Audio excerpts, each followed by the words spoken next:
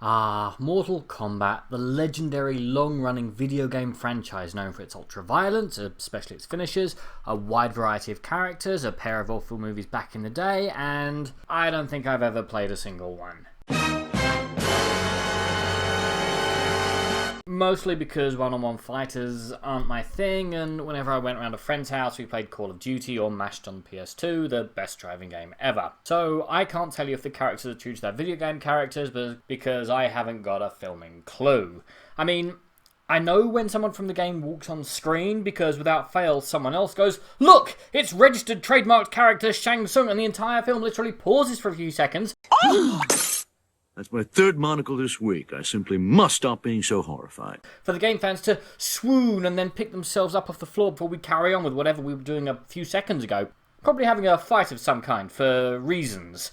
This also happens whenever one of the main characters says what I guess is their catchphrase from the games. It gets old fast. Also, I'm not going to directly compare this film to the two previous ones because I don't find it particularly helpful, but in a nutshell, the original Emperor is so much better in the first two. There's nothing spoken in the new film on the legendary level of the whole... Brother, you're alive. Too bad you will die.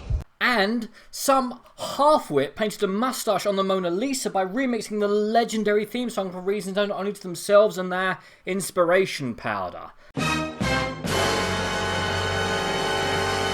But from the off, the film makes several interesting decisions. I mean, it begins with an amazing 15-minute short film set in ancient Japan, and then once we catch up to modern times, we follow an entirely new character rather than one of the established roster, which sort of makes sense to me, freed from having to follow a set character's development into set relationships that game players will know and will complain about not having been done correctly, assuming that their favourite character is picked to be the film's lead, which is, of course, not guaranteed. I mean, it's a shame that the utterly new lead is utterly and completely generic and unremarkable to the extent that when he unlocked his superpower of being able to make a really nice looking jumper appear on his body whenever he liked, it seemed to make sense. Like a nice jumper, he's pleasant enough, but once you put him away in the cupboard, you're gonna forget he exists within a few seconds. Also, since he manages to take down a really big bad, one even I've heard of, in a matter that's super easy, barely an inconvenience, I feel like they're trying to use him to explain the world to us, and then get us to care about Dully McGeneric guy instead of getting shot of him. Oh, about those superpowers. If you're about to take part in a Mortal Kombat as a champion of Earthrealm, and I guess this is a plot breakdown as well, then you get a birthmark, and absolutely no say in the matter unless someone kills you, in which case they get the mark, and have to defend Earthrealm. You also get to unlock a random superpower, which I'm going to guess that is that character's special move from the game. Your power can range from laser eye to the aforementioned jumper of cuddliness to ice blast powers to complete control of your hat. I mean, it's still a very nice hat, but even so, compared to the ability to shoot a laser out of your eye? Anyway, apparently if you lose 10 tournaments on the trot, then the Earth is forfeit, and apparently we've lost 9, but instead of trading our characters from birth for this tournament, we didn't. Not all of them anyway, we just got lucky and the people we're following were all trained badasses instead of just bozos who went down the gym every once in a while. The tournament itself makes no sense, the rules of the universe make very limited sense, characters are either given no backstory and just thrown in to make a fight scene happen, or given a one-dimensional backstory and just thrown together to make a fight scene happen.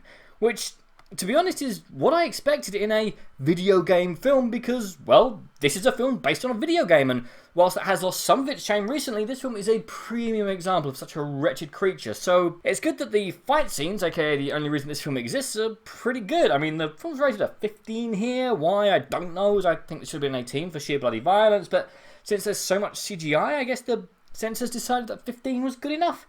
But 15 or no, the fight scenes are fun, impressive, and seriously gory, which is fine because that's all you want from this film. I mean, it's called the acting wooden would be a compliment.